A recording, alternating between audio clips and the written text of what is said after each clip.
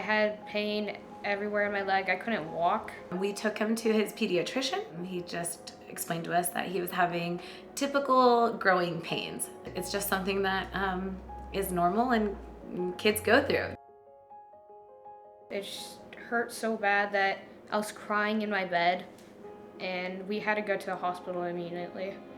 It was at Asante in Ashland at the ER that they did an ultrasound on his leg, and they told us that that is not a normal looking ultrasound and that we needed to rush up to Portland and have a biopsy done on a mass that they had found. And we had the biopsy done on his leg, and then it was confirmed that he had blue cells on his leg, and I did not know what that meant. And so the doctor then says he has cancer, and that's how we found out. Let me know when you're ready. Ready? Yeah. I just was in shock that I had cancer, and I'm like the first in my family to ever have cancer, so it was weird, and it was going to be a new thing I'd have to go through. He then received 9 months of intensive chemotherapy. His treatments required us to stay at the hospital for 7 days. 7 days in a hospital in Portland, and I have 2 kids having to drive there and back. The logistics of it didn't make sense. Thank you. Bye. Call us if you guys need anything. All right, thank you. 2 days down. Yeah, only 3 more left. And then one of the oncologists up there had mentioned that there was a local oncologist here at Asante, and that's how I learned about Dr. Plummer. You know, he went through surgery and chemotherapy and radiation here, and so much of it was able to be done close to home, which was awesome, and I think a huge benefit to the family. I love having her as my doctor, and she's just so nice. I really wouldn't trade her for anyone else. I think with just all the experiences he's had in the hospitals, being home is where healing happens. And the fact that we're able to go into the infusion rooms and be there for a few hours and be able to return home where he can come back and see his little brother, it feels like healing's happening faster.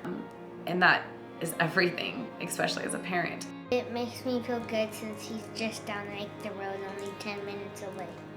I just feel like I love having Asante right next to us because my little brother's here, my mom's here, and I just like to be home with my family.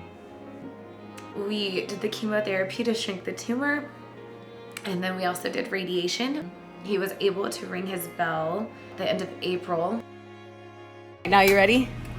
This is your final walk down these hallways after chemo, Elio.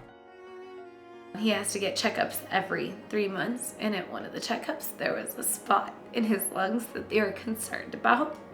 Through a biopsy, it was later confirmed that his cancer had returned.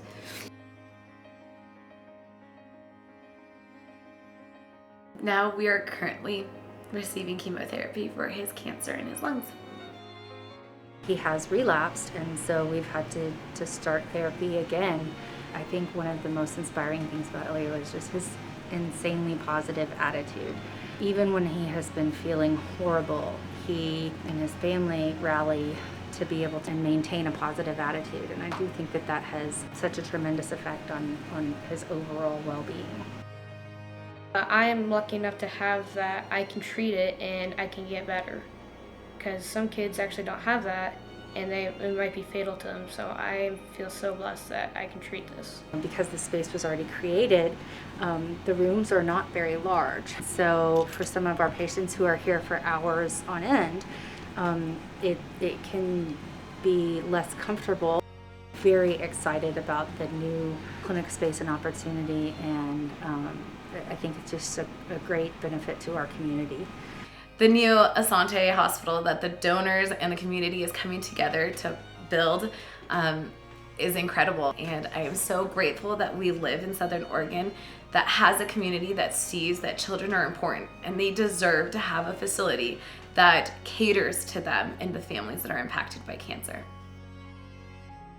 I'm glad that you guys are here to help support the new Children's Hospital. I really want to say thank you for giving back to the community and helping a lot of children like me.